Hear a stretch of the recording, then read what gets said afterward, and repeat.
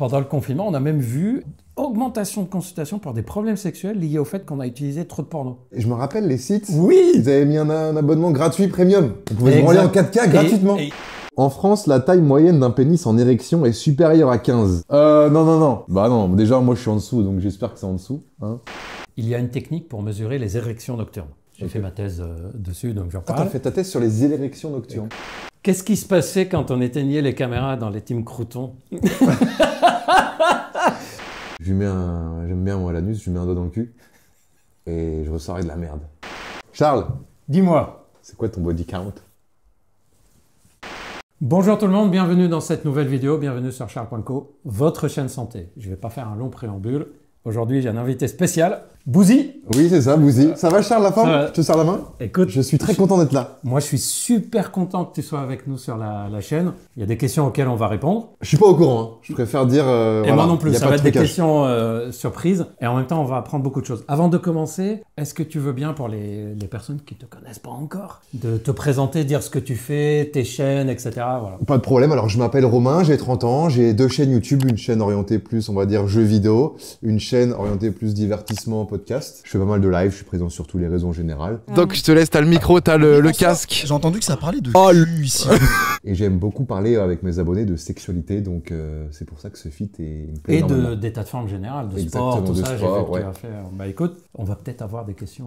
Par rapport à ça. Et l'occasion de vous rappeler que Charles.co, ce n'est pas juste une chaîne YouTube, c'est aussi une plateforme de téléconsultation. Si vous avez des problèmes d'ordre sexuel, problèmes d'érection, d'éjaculation précoce, manque de libido, etc., vous faites la consulte, le médecin vous explique son avis, il vous dira s'il y a des examens, il vous dira s'il y a des traitements, vous fera un suivi. Bref, connaissez ma phrase fétiche, tu vas la découvrir. Quand on a des problèmes sexuels, qu'on a essayé de s'en sortir seul et qu'on passe des mois et des mois sans s'en sortir, ben on ne reste pas encore à se dépatouiller. On consulte ou on téléconsulte. Et on a fait la plateforme Charles.co justement pour faciliter la démarche. C'est parfait.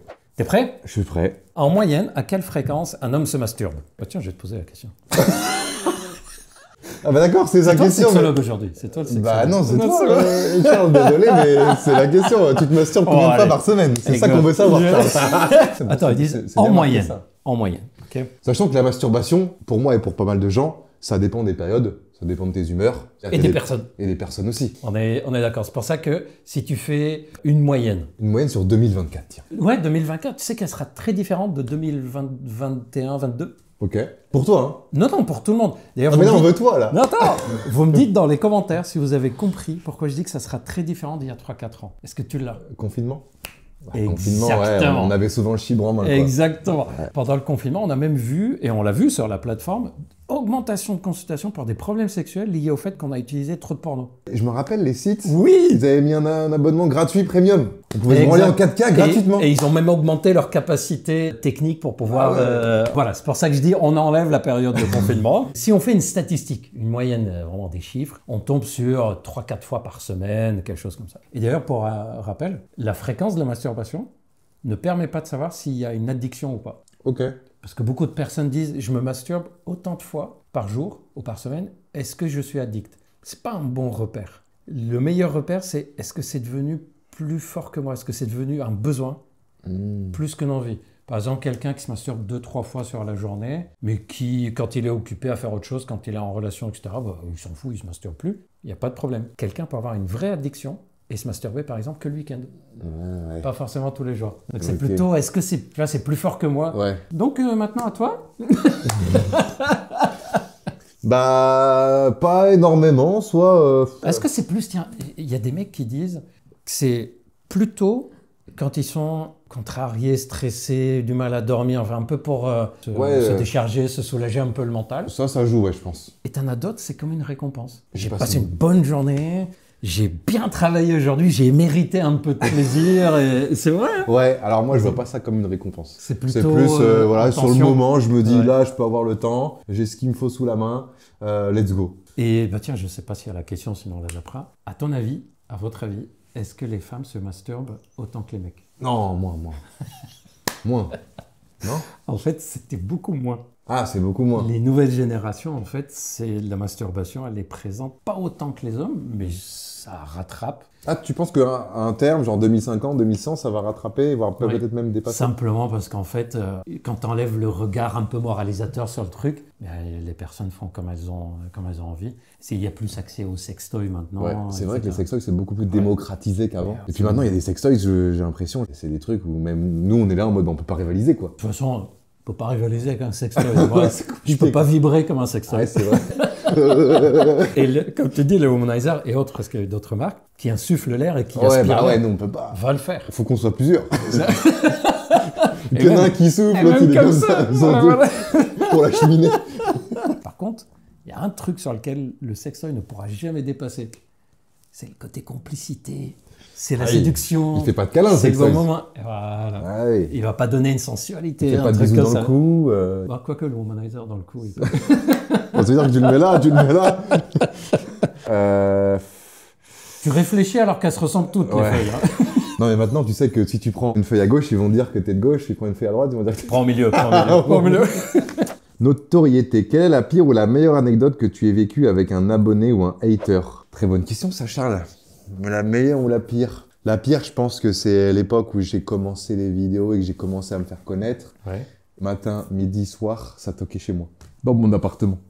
Comment ils ont eu ton adresse? C'était un groupe avant d'aller à l'école, au collège. Et il s'est arrêté? Ils s'arrêtaient, ils venaient toquer. Ça devait être horrible pour... Ah, c'était horrible. J'imagine que t'osais Et puis pas je les sentais ouvrir. crier dans le couloir. On a déjà parlé plusieurs fois, mais ça c'était vraiment une sensation.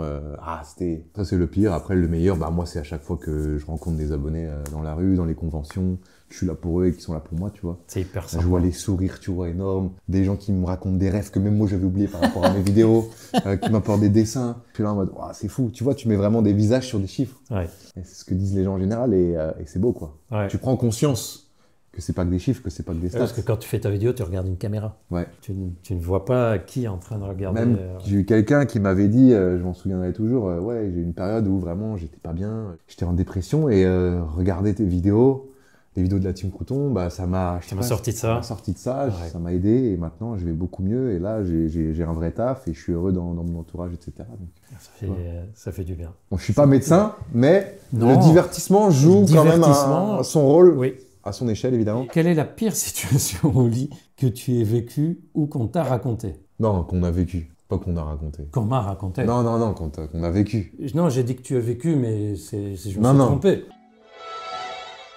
On dit ce qu'on a vécu. Il est dur avec moi. Je pense que c'était avec une fille que je voyais de temps en temps. Je vais chez elle un jour, elle a ses règles. Et en fait, elles sont trop excitées. On se chauffe. Et je lui mets j'aime bien moi l'anus, je lui mets un doigt dans le cul. Et je ressors avec de la merde. Et là, franchement, ouais, ça... Même si elle y peut rien. Mais t'as fait quoi après? J'ai essuyé sur les draps et j'ai... Ça t'a arrêté? Je lui ai dit, je lui ai même pas dit que j'avais retrouvé du caca. Non, bah non, c'est gênant. Ouais. T'as juste dit je suis pas Alors bien. j'aurais pu comme être ça. honnête, la communication, je pense que c'est Ah hyper ouais. important, mais j'ai trop de mal D'ailleurs, avec je pense ça. que si tu l'avais dit, ça aurait fait marrer les deux. Ouais. Et ça aurait fait repartir le Peut-être, moment sympa. Ouais, c'est c'est- marrant que ça t'est resté en tête ce souvenir. Mais après, j'en ai pas mal des depuis, anecdotes t'oses pas plus. folles. mais- Ouais, Ouais. si, j'ose, mais Tu vas- après une douche. Tu vois.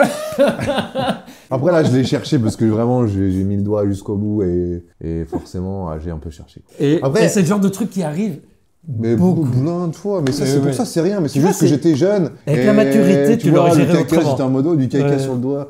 Alors qu'on s'en fout, c'est du caca, quoi. Mais bon. Tu vois, c'est typiquement le genre de truc qui, avec le temps, avec la maturité, Bah oui. tu finis par dire, bon, ça arrive, et puis... voilà. Excuse-moi, bah voilà, j'ai du caca sur le doigt, je vais vite fait me laver Voilà, les mains, je et me puis lave, bah je reviens. voilà, on va regarder Roland Garros, et puis c'est tout. C'est ça, et puis 2 minutes après. Et puis 2000 après, on est reparti. Vrai ou faux? En France, la taille moyenne d'un pénis en érection est supérieure à 15. Non. Bah non, déjà, moi je suis en dessous, donc j'espère que c'est en dessous. Hein. Et là, je lui dis que, ben non, 15, c'est... Non, c'est... Non, je crois que c'est 14, 13-14, non? C'est 13,5, ouais, t'es Ouais, pas mal, ça hein. va, je crois que je T'es suis pas à mal, 14. hein. T'es pas mal, ouais, c'est 13,5 Toi, je suis à au-dessus peu de la près. moyenne. Après, moi, des fois, pour me rassurer, je prends les couilles avec, tu vois.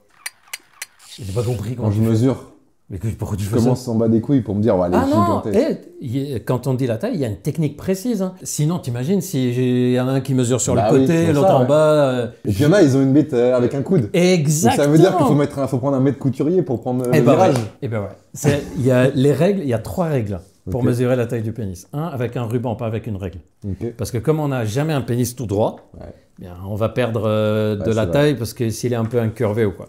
Donc, ruban. Deuxièmement, on commence au niveau du pubis, l'os. Ah, tu commences pas par en bas? On appuie jusqu'à sentir l'os. Pourquoi on prend ce repère? Parce qu'il nous faut un repère qui bouge pas. Si au niveau du trou là, au-dessus du... Juste au-dessus, là où il y a, en dessous de la vessie, juste au-dessus du pénis, tu appuies, tu sens qu'il y a un truc dur.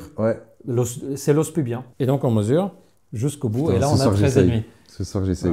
Parce que je pense que j'ai dû tricher un peu, ça se trouve pas. Je suis à 11-12. Oh non. Non, par contre, quand on appuie au niveau de l'os, on gagne, ben oui, parce que tu as la couche de graisse sous la peau. Tout celle-là, tu la refoules et tu mesures. Et c'est comme ça qu'on mesure la taille du pénis. Sinon, chacun va mesurer un peu comme il veut, on n'aura jamais de chiffres. D'ailleurs, il y a l'histoire, pour que vous sachiez d'où vient, l'histoire du 15-16 cm. On avait ça, dans le passé, on disait que c'est 16 cm. Ça vient de vieilles études médicales où, à l'époque, on ne mesurait pas. D'ailleurs, je ne sais pas si tu sais comment on a enfin su la taille vraiment en érection chez les mecs. C'est des médecins qui ont mesuré. Alors, tiens, je te raconte l'étude. Écoutez bien, ça va vous faire marrer. C'est une étude qui a été faite en Italie où on a dit aux mecs qu'ils auraient une réduction de mois sur leur service militaire s'ils acceptaient de participer à une étude où une équipe médicale mesure leur sexe en érection. Mais c'est incroyable du coup, tout le monde a accepté. Parce qu'il fallait convaincre les mecs de le faire. Il y a eu des mecs qui ont accepté, c'était la première étude. Ensuite, il y a eu une étude qui a été faite en Égypte où les mecs ont accepté de se faire injecter un produit qui donne l'érection pour pouvoir mesurer. Sinon, dans le passé, on faisait comment? Soit on demandait aux mecs, mais là, je sais très bien que ça va donner des chiffres farfelus, soit on mesurait dans les morgues, sur des personnes décédées, où on étirait le pénis jusqu'au maximum, et on mesurait en disant ça doit être la taille en érection. Sauf que quelqu'un de décédé, il n'a pas les mêmes tissus que... Donc c'est pour ça que quand on voyait des chiffres en disant mais pourquoi on disait ça, maintenant on dit ça, tout ça, ça vient de là. C'est une très belle anecdote. On enchaîne? À toi. Tu préfères avoir des rapports sexuels nuls, mais que tu peux faire l'amour quand tu veux, ou avoir un rapport sexuel qui est incroyable, super, mais qu'une fois par an? Ça, j'attendais une fois par mois ou par... Non, pardon. Non, trop facile. Oui, non, il faut mieux, je pense, rapport sexuel une fois par an. Eh bien. Ouais, bien. On va pas discuter en espérant mourir à 100 ans, quoi. Voilà. Bah oui, j'aurais choisi pareil. Ouais. Qu'est-ce que tu veux faire de rapport nul tout le temps? C'est comme la bouffe. Après, je pense que ça, c'est une question, tu la poses à des gens qui ont entre 15 et 25 ans. T'as pas la même réponse. T'as pas la même réponse que quand t'as pris en maturité, on va dire. C'est vrai qu'avec le temps, avec l'âge, je peux te dire, tu cherches de plus en plus la qualité. Et de moins en moins la quantité. Et en tout, en général. Mais c'est logique, quand tu es jeune, tu as un appétit de tout. Et d'ailleurs, tu vois, les patients, par exemple, qui téléconsultent sur la plateforme, il y en a beaucoup qui ont 50 ans, 60 ans et plus. Et ils disent, voilà, j'ai un consulté parce que j'ai un problème d'érection et tout. Et souvent, ils disent, au fait, docteur, juste qu'on se comprend, je cherche pas non plus à être comme à 18 ans. Mais que les fois où on fait l'amour, que ça se passe bien, quoi. Et ça me paraît super, parce que je me dis, bon, le but, c'est juste de continuer à avoir une vie sexuelle épanouie. Exactement. Vas-y, j'y vais. Allez. Quelle est la personne la plus connue ou improbable dans tes contacts? Actuellement, la personne la plus connue de mes contacts, c'est vrai que c'est une question qu'on me pose régulièrement. Ou improbable, c'est vrai. Je pense que c'est Charles Leclerc. Good morning, baby! Non, Charles Leclerc, on avait fait pas mal de live à l'époque du confinement sur simulateur. Ah ouais! Et du coup, de là, on avait sympathisé, on avait échangé nos numéros. C'est là où beaucoup de gens ont aussi découvert. Exactement. Les pilotes F1. Exactement. Avec qui rêverais-tu de faire une vidéo YouTube? Avec Bouzy. Ah, mais il y a déjà là. Voilà, les gars. Rêve réalisé. Gros mytho. Je suis pas loin. Je vais le dire, et c'est vrai, faire une vidéo avec la team Crouton.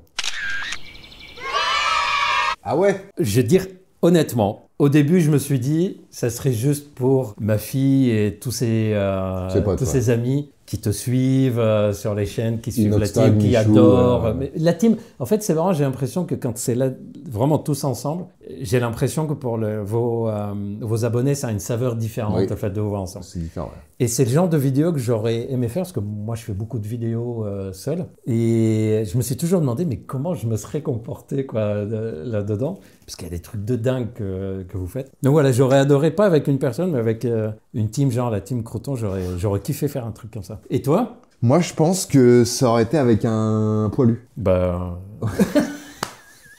En voilà un. Non, ouais, quelqu'un qui a fait la Première Guerre mondiale. Pour lui poser quoi comme question? Plein de questions.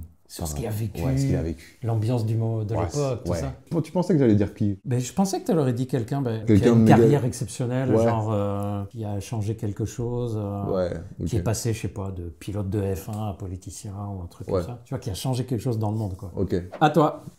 Question cash. Pose la question que tu as toujours voulu poser à la personne en face de toi. Let's go, je peux poser enfin la question. C'est la question co, c'est la question in. Et maintenant, la question co.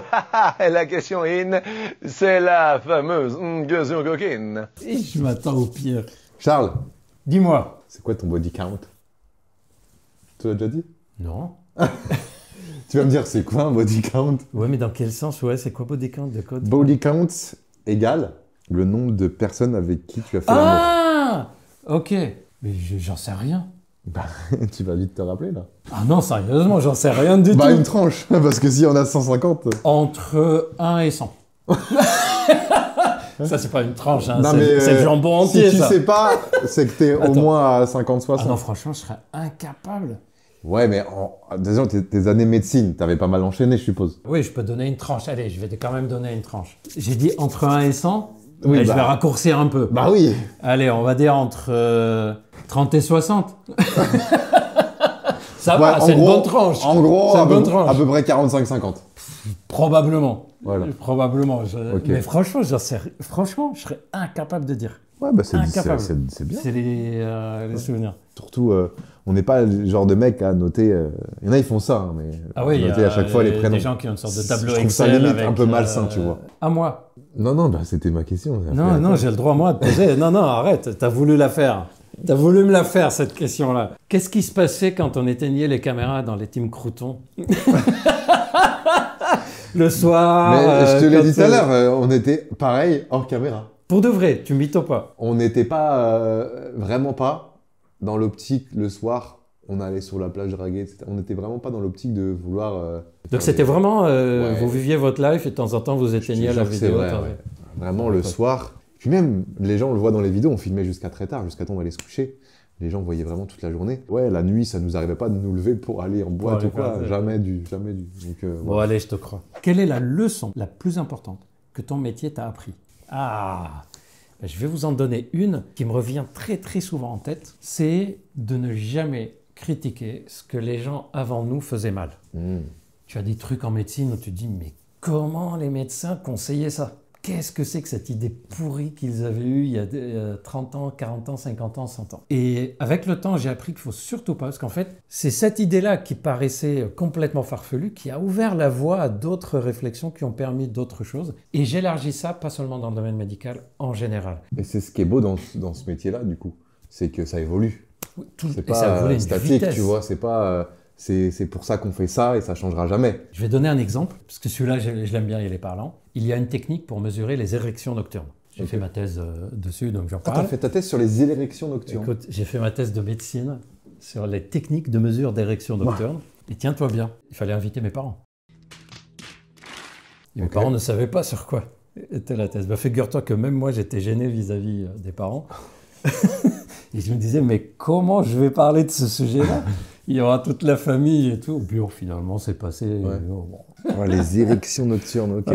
Et en fait, on les mesurait dans le passé en se disant, si le gars, il a des érections la nuit, c'est que la cause n'est peut-être pas physique et que c'est peut-être psychologique. Pourquoi on faisait ça? Parce qu'à l'époque, il n'y avait qu'un seul traitement, c'est les piqûres dans le pénis, les injections intracaverneuses. Et on se disait, si la cause, c'est l'anxiété ou le manque de confiance, on ne va pas faire ça. Donc, on faisait cet examen. Figure-toi qu'il y a un appareil qui existe, un brassard qu'on met sur le pénis, etc. De nos jours, on ne le fait quasiment plus. Mais les toutes premières techniques de mesure de l'érection, c'était avec des timbres poste. Tu vois les timbres de la poste, comment ils sont reliés les uns aux autres? Il y a un médecin qui a eu l'idée de dire, je vais coller ça sur le pénis. Pendant que faire le tour? Oui, il fait le tour et il colle. Si le lendemain matin, les timbres sont séparés les uns des autres, c'est qu'il y a eu une érection la nuit. S'ils sont toujours collés, c'est qu'il n'y a pas eu d'érection la nuit. Et c'était la première technique pour dire est-ce qu'il y a un problème d'érection la nuit ou pas. Et maintenant, quand tu dis ça aujourd'hui, tu dis mais qui va coller des timbres? Sauf qu'à l'époque, c'était révolutionnaire en disant mais avec un truc tout con, on pouvait faire un diagnostic médical. Et ben, c'est tout ça, en fait. J'ai de l'admiration pour des choses qui peuvent paraître complètement délirantes en disant, mais ça a ouvert la voie quand même c'est fou. à autre chose. Ouais. Et dis-toi, le mec, quand même, le soir, il était là en mode, bon, allez, je vais coller mes timbres. Hop, Et toi, ta plus grande leçon? La leçon la plus importante que mon métier m'a appris, je pense que c'est par rapport au regard des gens. Hein. C'est-à-dire de se débarrasser de ce... Moi, j'étais quelqu'un, quand j'étais adolescent, ou même jeune adulte, je faisais hyper attention au regard des gens, tu vois. Je voulais pas sortir du lot. Et en fait, je me suis rendu compte que... Pour un mec qui veut pas sortir du lot, devenir youtubeur très connu... Ah ouais. C'est pour ça. Donc c'est pour ça que vraiment, ça m'a appris beaucoup de choses. Et je suis très content. T'en parles ça sur ta chaîne? J'en parle, ouais, de temps en temps. Ouais. Le problème, c'est que j'en parle, mais c'est facile à dire, mais pas facile à faire, tu vois. C'est vrai. Voilà. Même d'ailleurs, c'est l'occasion, j'imagine que toi aussi, je sais qu'il y a beaucoup de personnes qui disent « Ah, sur les réseaux, sur YouTube, il y a beaucoup de messages négatifs ou quoi. Ouais. » On reçoit quand même aussi beaucoup de messages positifs. Exactement. Franchement, merci du fond du cœur, parce que ça fait chaud au cœur. Vous n'avez pas idée à quel point. C'est ce que je me dis maintenant, c'est que je regarde beaucoup plus les commentaires positifs qu'avant, tu vois. Avant, je m'arrêtais trop sur les commentaires négatifs. Ça pique, hein. Et du coup, j'ai changé là-dessus aussi, et c'est vraiment ça fait du plaisir, quoi. À moi? Ouais. La santé, quel est ton meilleur conseil pour rester en forme? Faire de la boxe. J'arrive plus à respirer du nez. J'étais un putain de sac de frappe pendant 6 minutes. Bah là, en vrai, je vais pas te mytho, mais ça, je l'ai découvert il y a pas longtemps. Hein. Avant le sport, l'alimentation. Je pense que l'alimentation, c'est ce qui a fait que vraiment, ça a changé. Ça a changé la donne pour toi. Ouais. Que ce soit au niveau forme, physique, mais aussi digestif. Moins ballonné. Beaucoup moins ballonné, beaucoup moins de nausées, beaucoup moins de diarrhée. Et ça, c'est en équilibrant l'alimentation. Ouais, équilibrant l'alimentation. Et en mangeant, je sais pas si le corps aime ça, mais j'ai l'impression que moi, c'est le cas. Manger souvent, pareil. C'est-à-dire que moi, j'aime bien, le midi, c'était toujours riz, poulet, brocoli ou riz, poulet, courgette, tu vois. Avec mes glucides, mes protéines et les légumes verts, ouais. Tu vois. Et le fait que ça soit à peu près le même type de repas, toi, ça t'a soulagé? Ouais, ça m'a soulagé de fou, ouais. Mais je pense que l'alimentation, c'est hyper important pour rester en forme. Si tu peux faire du sport après, c'est encore mieux. Je rajouterais éviter l'alimentation ultra transformée. D'ailleurs, j'ai fait une vidéo il n'y a pas longtemps. Tu vois, quelqu'un qui mange équilibré en protéines, sucre, lipides, ouais. Mais c'est une alimentation industrielle ultra transformée. Mais il y a quand même un risque d'obésité et de diabète. Okay. Parce qu'il y a tellement de trucs chimiques, d'additifs dedans que... Voilà. Quelle est ta recommandation du moment? Série, musique, film, podcast? C'est une très bonne question. Ouais, il y a un truc? Eh ben, en ce moment, qu'est-ce que je regarde? Qui va être mon associé? J'aime bien. Nous sommes les fondateurs de Charles.co, la première plateforme de santé sexuelle dédiée aux hommes. En fait, je pense que moi, tu vois, j'ai 30 ans là, ouais. Et je suis dans une période où j'aime beaucoup écouter les autres. Ah ouais. Donc j'écoute beaucoup de gens qui parlent de leur vie, de leur vécu, de leur expérience. Bah d'ailleurs, une des recommandations, c'est toutes les séries documentaires qu'il y a sur les plateformes. Les séries documentaires là, 2024, mais 2025, sur la vie de quelqu'un. En fait, je savais pas qu'il avait galéré autant avant de réussir. Et l'avantage de ça, c'est que tu peux le faire en conduisant, parce que moi j'écoute, je regarde pas forcément. Oui. Quand je cours, quand je fais mon sport, tu vois, je mets ça. Toi, t'en as refait beaucoup ces derniers temps, non? C'est vrai que j'ai fait pas mal de sport ces derniers temps. J'ai commencé en avril 2024, parce que j'avais un combat de boxe prévu en décembre. Il a pris ça très au sérieux. Il a surpris tout le monde avec sa fulgurance. Donc 6, 7, 8 mois après. Et j'ai continué après le 7 décembre. T'as pris goût ou j'ai tu pris le fais goût, ouais. Pour la santé seulement? La boxe, certes, j'ai arrêté, ouais. Mais j'ai pris goût et je me dis, j'ai pas envie d'avoir fait tout ça pour rien non plus. Ouais. Donc si cet été, pour une fois, je peux avoir un corps un peu dessiné, quoi, c'est avec plaisir. Et quand tu as commencé ça va intéresser beaucoup de personnes qui me suivent. Tu as mis combien de temps, si tu te souviens, avant que ça devienne un peu plus simple? Parce qu'au début, c'est un peu, on sent qu'on va chercher dans nos réserves, quoi. Au début, en fait, tu as cette sensation d'être fatigué tout le temps. Ouais. Donc, besoin de faire des siestes, besoin de dormir beaucoup la nuit. Et au bout d'un mois, le rythme. J'avais changé forcément l'alimentation. J'avais pris des compléments alimentaires. Pour le mental ou pour la testostérone? C'est oméga 3. Oméga 3, zinc. Zinc, okay. Créatine. C'est toi qui as magnésium. Décidé ou quelqu'un t'a conseillé? Les deux. Parce qu'en fait, là, ce que tu as dit, l'oméga 3, j'en parle tout le temps sur ma chaîne, elle est hyper utile pour fabriquer la testo naturelle, en fait. Ok. Puis le zinc, ouais, pareil, ouais. c'est utile pour ça. La créatine, c'est pour la capacité musculaire. Exactement. Et figure-toi qu'il y a plein d'études qui ont montré que les personnes qui prennent de la créatine et qui font du sport, ils ont des scores d'anxiété et de dépression moins fortes. Donc on se demande s'il n'y a pas un impact ça peut. quelconque. Par contre, attention à la créatine. Il faut être hyper au surveillé. Niveau, voilà, au niveau des reins notamment. Ou on le fait pas comme ça tout seul dans son coin. Il faut faire un petit peu attention quand même. Ah, celui-là. Allez, on va terminer avec celui-là. Quel est le prochain projet que tu aimerais réaliser? Oh, c'est pour toi déjà? Ah oui, c'est vrai. Moi, mon rêve, ça serait de faire une émission spécialement dédiée à la vie sexuelle dans toute sa globalité, de l'adolescence jusqu'à le plus tard possible dans la vie, chez des personnes qui ont un handicap, chez des personnes qui vivent en prison, qui ont été en prison, et comparer aussi, par exemple, est-ce qu'on fait l'amour de la même façon en Colombie qu'en Australie, est-ce qu'il y a des différences? Voilà, s'il y a un projet sur lequel j'essaye de travailler et que j'aimerais monter, c'est vraiment de monter une émission comme ça, et faire de sorte que tout ce qu'on veut savoir sur la sexualité soit dans ce truc-là. Ok, c'est très beau. Ça me ferait vraiment, vraiment, vraiment plaisir un jour de le faire. Tu as envie qu'il y ait le moins de gens possible qui se posent des questions sur les sexualités, en gros. Et qu'on se rende compte que, en fait, c'est facile. Ouais. C'est beaucoup de préjugés, beaucoup de mythes, etc. Et quand il y a un problème, il y a des solutions. Et que finalement, une sexualité épanouie, c'est pas une sexualité où on n'a pas de problème. Une sexualité épanouie, c'est une sexualité où, dans le cas où il y a un problème, on sait ce qu'il faut faire. Exactement. Ça serait vraiment le projet que j'aimerais réaliser. Trop bien. Et toi? Moi, c'est un de mes rêves, ce serait d'animer Apprendre ou à laisser. Bonsoir chez vous, merci d'être sur le plateau d'Apprendre ou à laisser. Ah ouais! C'est fou ça, non? Moi, je suis vraiment plus dans le... Animer le jeu. Dans le divertissement, vraiment le fait qu'il y ait une vingtaine de candidats. C'est sur quelle chaîne déjà? C'était sur la 1 à l'époque, après ça a été peut-être racheté, etc. TF1, si vous nous écoutez. Et je sais que vous nous regardez tout le temps. Non, mais en vrai de vrai... même pourquoi pas sur YouTube. Hein. Ah, c'est drôle. Avec un candidat. Je te connais, je te vois bien là-dedans. Et puis jouer avec le banquier qui propose. Lui, c'est que de la chance. Tu spécules sur ta boîte. C'est vrai. T'as une boîte, tu peux avoir une brosse à dents comme 500 000 €. Et ouais, ça, franchement. Je te vois bien faire ça. C'est l'émission de ma jeunesse que j'ai le plus kiffé. Et je me dis que moi, en tant qu'animateur, je pense que je pourrais apporter un truc qui ferait que ce serait vraiment drôle à regarder, je pense. C'est un jour où je pourrais, pourquoi pas le faire sur YouTube, sur Twitch. Pour participer comme joueur et gagner la brosse à dents. Un grand merci d'avoir participé. N'oubliez pas le bouseux. Ouais, merci de m'avoir invité. Hein. Je tenais à le dire quand même. Franchement, un kiff. D'ailleurs, on a fait une vidéo avec Bouzy qui est sur sa chaîne. Exactement. Vous pouvez aller la voir. Quand tu veux pour revenir, c'était un vrai plaisir. Eh ben trop bien. On essaiera de retrouver un petit projet, un petit truc, mais je pense qu'il y a moyen. Nous, on prépare plein d'autres projets pour vous. Prenez bien soin de vous. Et à très vite.